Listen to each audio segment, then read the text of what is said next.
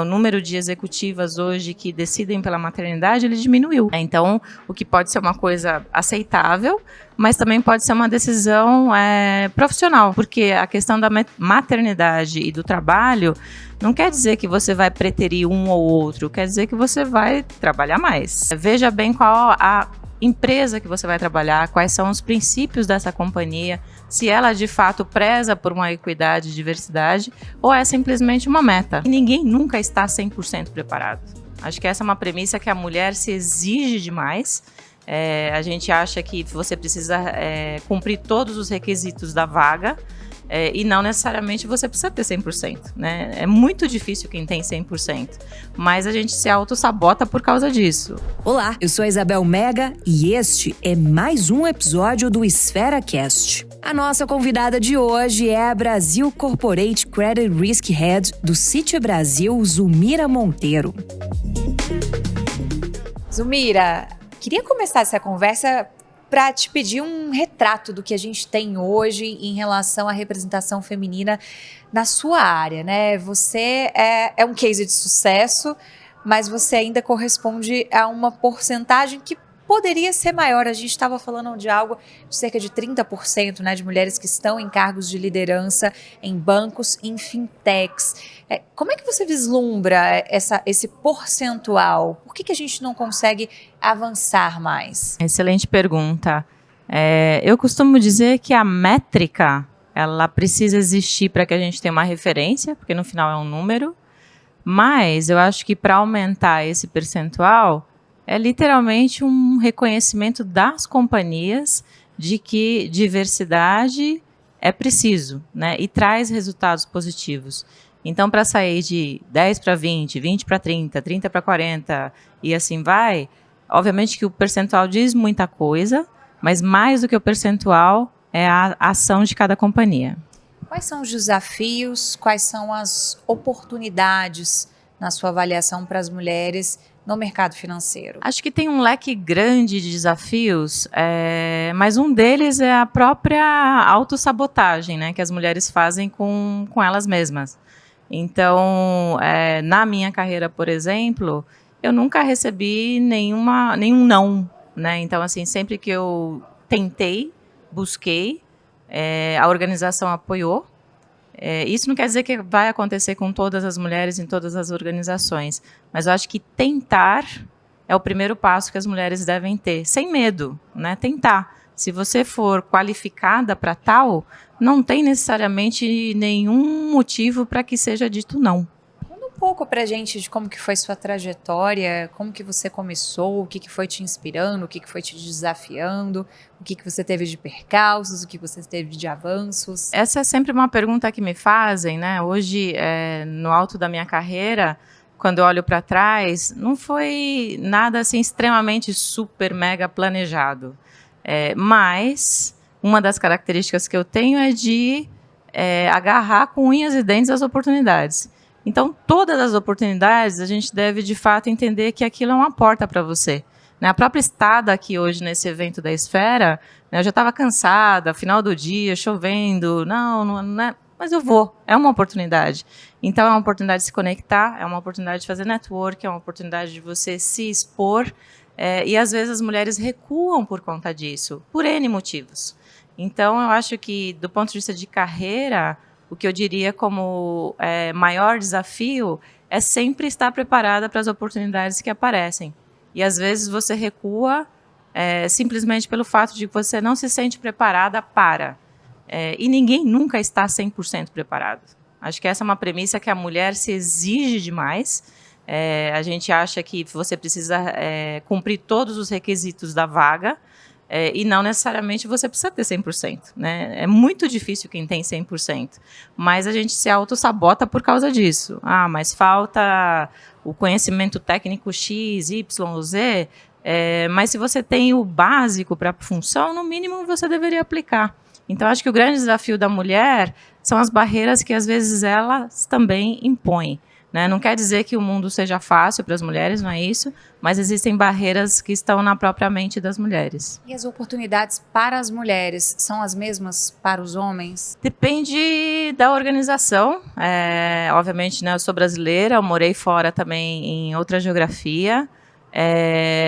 Se a gente estiver falando de geografias diferentes, eu diria para você que as oportunidades são diferentes, né? Se a gente comparar com alguns países asiáticos, alguns países na própria América Latina, existe sim oportunidades que são distintas. Mas eu costumo dizer que assim, você está onde você se coloca. Então, veja bem qual a empresa que você vai trabalhar, quais são os princípios dessa companhia, se ela de fato preza por uma equidade e diversidade, ou é simplesmente uma meta, né? Então, acho que tem empresas hoje que elas replicam metas, mas não necessariamente vivem a diversidade. E tem empresas que não têm metas e têm a diversidade como princípio. Então, acho que é uma diferença distinta aí. E tem empresas que até têm a diversidade, mas não em cargos de gestão, de chefia também, né? Essa é uma dificuldade também, né? Essa acho que é a dificuldade maior que a gente enfrenta hoje no mercado financeiro, no sentido de como que a gente faz para que as executivas, né, que estão no nível gerencial assumam um passo maior na carreira. E as empresas, às vezes, elas incentivam, mas existe o desafio feminino, que é exatamente, né, e assim, são temas antigos, mas que ainda assim são recentes, né? Parece contraditório o que eu estou dizendo, mas maternidade é um tema. Como você vai lidar com isso na sua carreira profissional? Eu sou mãe de 2, né? Eu tive a minha decisão de maternidade trabalhando, e isso foi extremamente planejado.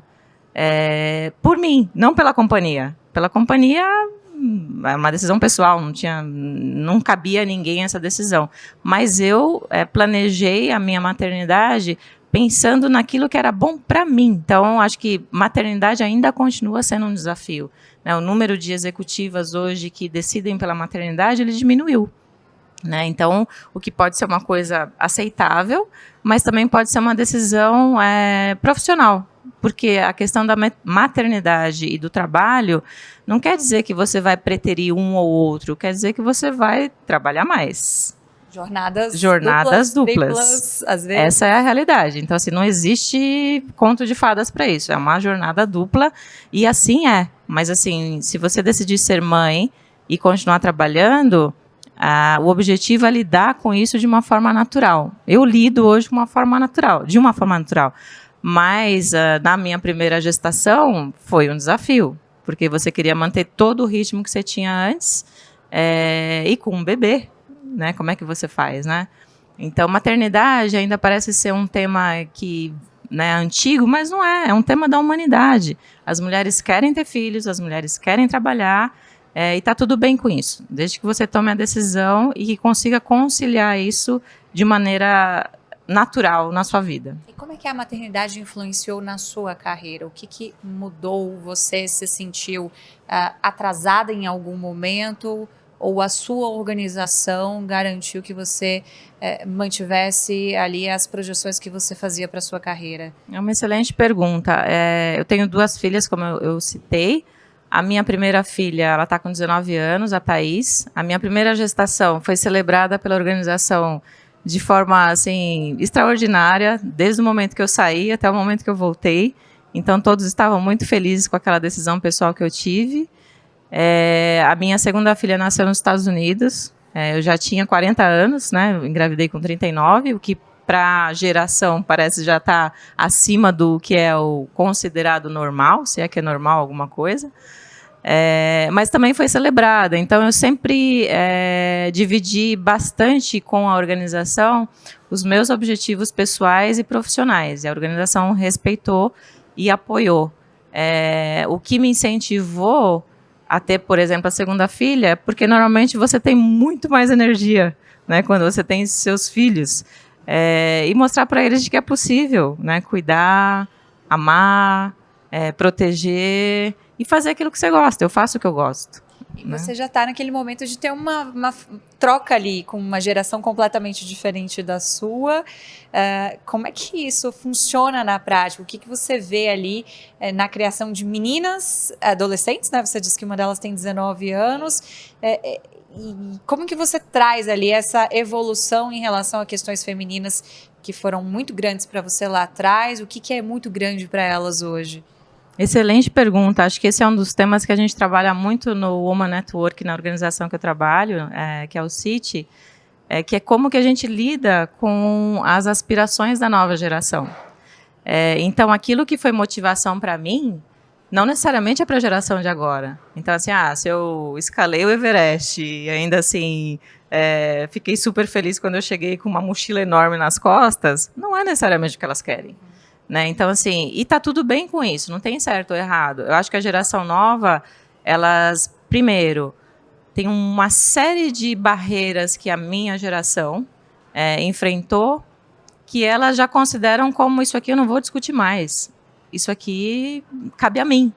Como, por exemplo, maternidade. Como, por exemplo, equidade.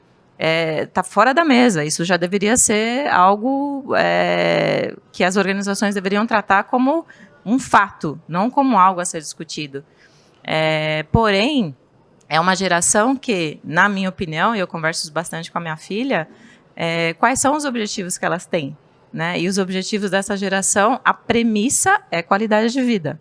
Né? Algo que na nossa geração, sim, foi perseguido, mas depois de batalhar bastante. A gente chegou naquele momento das perguntas finais. Vou ligar nosso cronômetro aqui para que a gente possa fazer, então. Tá bom. Bora lá. 5 perguntinhas. Tá bom. Uma característica sua que te fez chegar onde você está hoje? Eu sou gentil e dura ao mesmo tempo.